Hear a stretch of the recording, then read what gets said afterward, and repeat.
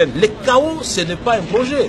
En fait, on est en train de nous dire ici, nous qui avons choisi d'éviter le chaos, nous avons tort, il faut qu'on attende d'abord, avec le temps que nos amis vont gagner, c'est la stratégie.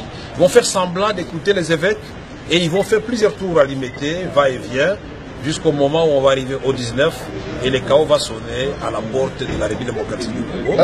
Nous avons suivi et nous avons lu dans le Guardian l'interview du président Tshisekedi. Laissez-moi vous dire que je suis tout simplement effarouché. C'est inacceptable quand il dit le 19, Kabila peut tuer 1 million, 3 millions, 7 millions de Congolais, mais il ne tuera pas 70 millions de Congolais. Mais quel est ce leader politique qui peut prophétiser la mort de 3 millions de ses compatriotes et nous allons gouverner les morts? Non, moi j'ai dit il n'y aura pas de morts. Parce que nous avons tout fait, nous qui sommes partis à la cité de l'Union africaine, pour éviter ces chaos-là. Alors, nous rendrons responsables ceux qui pensent que pour accéder au pouvoir, il faut d'abord qu'il y ait 1 million de morts de Congolais ou 2 millions de Congolais. N'ayons pas peur. S'il y a un danger qui guette la République, et que nous tous, nous soyons tués pendant longtemps, nous serons comptables des dégâts. Nous disons que cette révision, si elle passe, elle doit passer sur les cadavres des Congolais.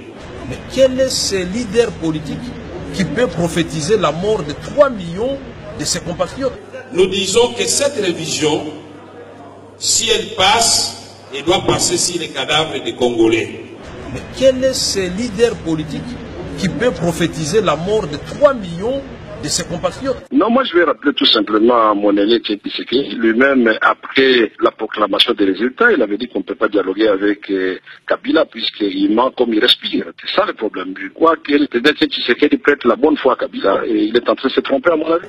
Nous disons que cette révision, si elle passe, elle doit passer sur les cadavres des Congolais.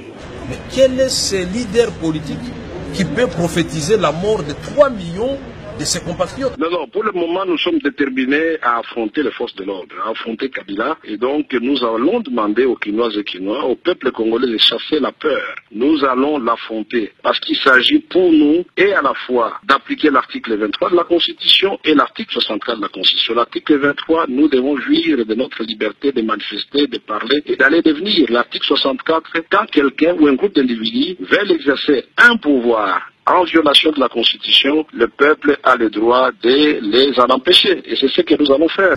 Mais quel est ce leader politique qui peut prophétiser la mort de 3 millions de ses compatriotes?